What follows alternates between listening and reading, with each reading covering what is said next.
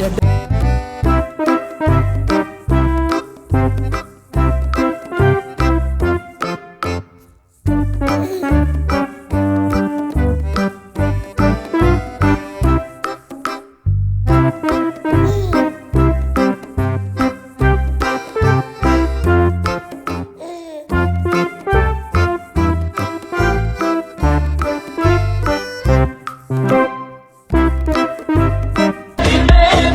Fully modification ಒಂದು college ಹುಡುಗರಿಗೋಸ್ಕರ ಇರೋದು polo ಇದು ಸರ್. ಇದು ಓನ್ ಯೂಸ್ ಗಾಡಿನೇ.